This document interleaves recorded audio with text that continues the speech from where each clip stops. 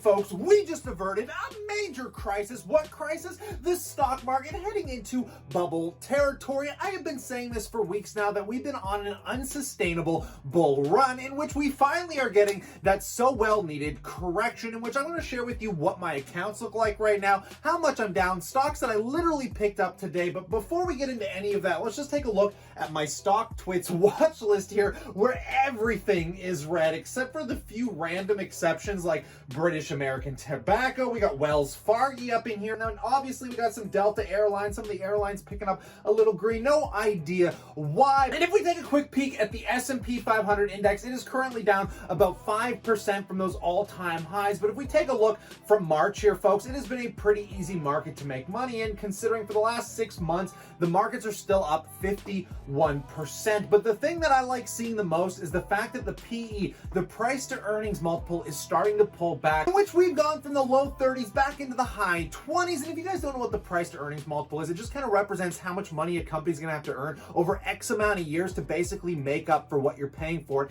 today. And we are sitting in highs that we haven't seen literally since the 2008 financial crisis, though I think somewhat of it is justified considering we're in one of the greatest market expansions in human history here, folks. And let's use Apple as the prime example, being the top S&P 500 company, in which at the peak it was sitting at a PE of 40. And to keep in mind how expensive that really is, the last time Apple was trading at a price to earnings of 40, we have to go all the way back to 2008, which we can't even properly see on this chart, when the first iPhone was actually released. But today, I think it can actually justify these higher price to earnings multiple. Obviously, those bottom line revenue numbers have been exacerbated by the pandemic, but we also have 5G right around the corner. And the fact that this company at the scale that it is at is growing over a 10% click on revenues, I mean, there is some justification for these to be sitting in the 30 PE multiples. It's nice to see it start trickling down to the lower 30s rather than the 40 range, where things were just astronomically expensive. As Apple, Tesla, all these companies are pricing in the next 5 to 10 years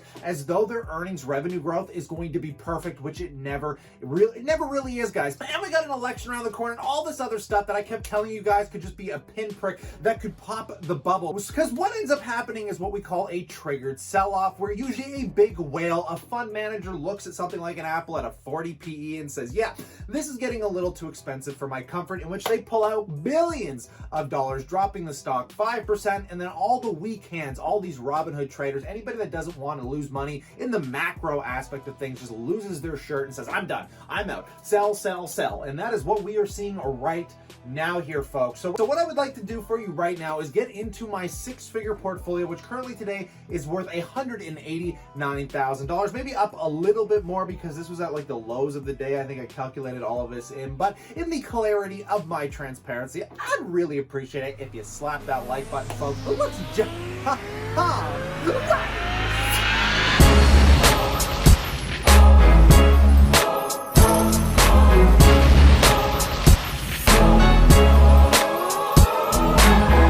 welcome back, passive income investors alike. And as we do here on Fridays, this show is brought to you by thechartmaster.com, what I truly believe is the best portfolio tracker currently available on the market. Go check it out. Use discount code passive income investor if you haven't already gotten your hands on this beaut. But getting right into this, taking a look at my portfolio overview, some of the biggest changes. As many of you know, I've been slowly scaling down my tech. I've been selling Apple off. I sold a couple $1,000s worth at $129 a share, in which I redirected it into MO, BTI, some of my lower weighted sin stocks and like banks, financials, and just a few other things, which we'll see when we get into the individual brokerage accounts. But on the sell-off, as this was calculated in, I think at the bottom of the market today, currently tech is only weighted at 31% of the total portfolio, but everything else very nicely equally weighted, I must say. Everything is like constantly balancing itself out here, with obviously basically utilities and REITs making up almost 15%, being the largest chunks.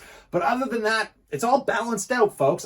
Many of you know I'm still stacking cash. I'm not aggressively throwing money in this market. I'm hoping we see a continued sell-off because that would make me sleep way better at night knowing I can get some really good companies at a discount. But on the dividend side of things, because of the tech sell-off and in the increase in my dividend portfolio, we can see my new dividend income is sitting now at $7,726 annually, or the equivalent of $643 a month. A massive increase thanks to my consumer discretionary, which is my MO, and my BTI. Another big change is the fact that my accounts have dropped somewhere between $10,000 and $15,000 literally over the last 2 days, which I'm more than comfortable with, because obviously this has been one of the greatest market expansions in my stock portfolio history and investing in the markets, because I started the year at 130,000. We hit 198,000. We were literally just a couple K from peaking to $200,000 dream moment, but nope, it got taken away like all of my dreams in life since this pandemic has hit. So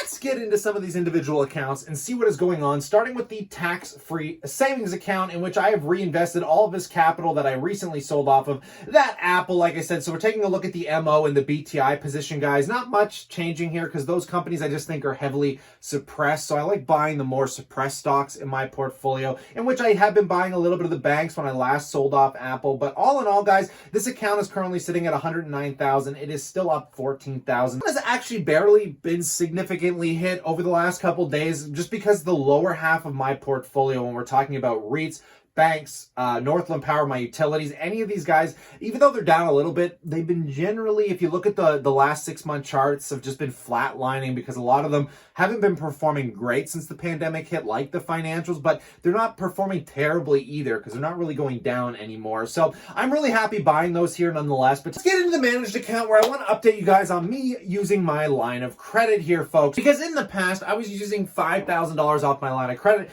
to buy into this beautiful real estate investment trust, in which it is now going into the red from where I bought it, though I still think I'm at a very good price point. But I just want to show you guys how much interest I am paying. Just to give you guys a really quick update, because I noticed I had some interest payments come up, and I don't talk about it nearly as frequently as I'd like to, but we can presume that off the $5,000 I have invested at 9.7% dividend yield, it still has no problem paying. Scroll down, we can see my interest payment has been around $20.85, which seems to be pretty consistent month over month, which means in total, because RioCan pays monthly, on that $5,000 I'm likely bringing in around $45 a month, maybe $48, give or take, right? And if we divide that out and minus the $20 interest payment, I mean, obviously I'm banking about, what, $20, $25? So I'm really every single month putting about an extra share of RioCan in my pocket. But many of you know I'm paying a little bit more than that, because I also leveraged in $5,000 of my own money. But just taking a look, it's really interesting to know that yes, the debt is servicing itself, which is absolutely wonderful. I'm not in a rush to pay it off, but I did set up a drip here, so I'm just going to be using my own money, still paying about that, $100 a month every month to just keep paying the debt down, which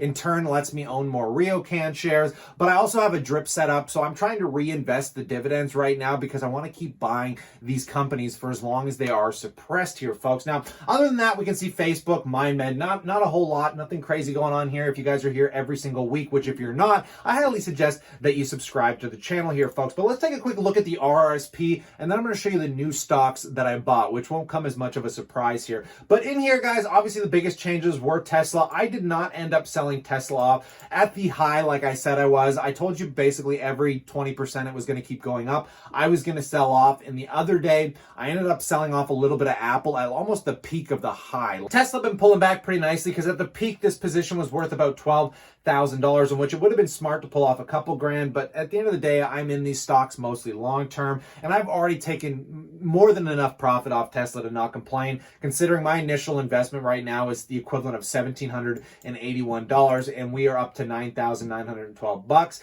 and everything else still in the green, even on these horrible red days, guys. Look at, I have Johnson & Johnson, Pepsi, these awesome stabilizers that I always recommend you have in your portfolio will protect you in these downturn moments, which is why I don't have fear at all. Like, I don't care that my tech's selling off here, guys. I think it's very appropriate. And the reason I get excited is because usually my dividend stocks don't go down as much. I'm getting paid more than I have ever been getting paid, and things are just trucking forward. So there's by no means any complaining here. So let's take a look at the stocks that I actually bought. Yeah, I was watching the sell-off, and I was getting a little excited here, and I really like Facebook, even though Facebook, if anything, I think is trading at a higher PE right now than Apple was. But nonetheless, when I look 2 to 3 years out from now, guys, I still think Facebook is at a very good value here. It is a much more premium value. I liked when I was buying it at the $200 range, the $175 range, like we were back in March, which we can see in my managed account, if I can find it here, where we were buying, Facebook at $174 a share. But,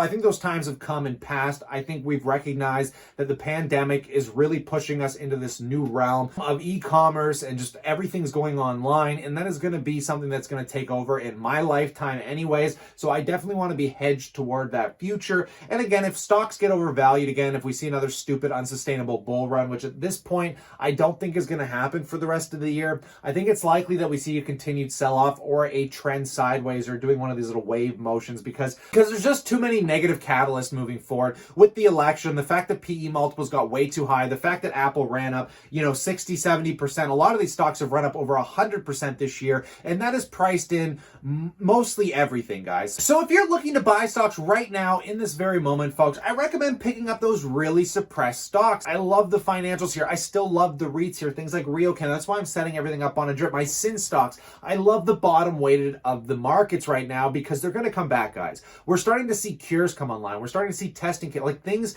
have a light at the end of the tunnel. So why not pick up the stocks that have just been beaten into the ground at hopes that, come next year, we're going to start getting a couple good quarters, and those stocks are going to pick up. Now, if you want tech, if you want growth, nibble. Just nibble here, folks. I just nibble. I nibbled on Facebook, and I'll nibble again if it drops even lower. But just due to the volatility aspect of things, maybe even just buy the QQQ ETF. I always told you guys, you want that exposure to tech. I'm a broken record when I talk about this stuff, but you want to get in it, you want to set it, you want to forget it. Those are the growth stocks that are just going to continue to be growth stocks, but just be patient. Let the earnings catch up to the valuations here. Don't get so caught up in these crazy bull runs that, again, super unsustainable. If you guys are late to the game here on this YouTube channel and you haven't heard me talk about how this bull run was just stupidly unsustainable, just subscribe, guys. I'd appreciate it. Helps me out, and you'll learn something too. So stay cool, stay awesome, and I look forward to catching you tomorrow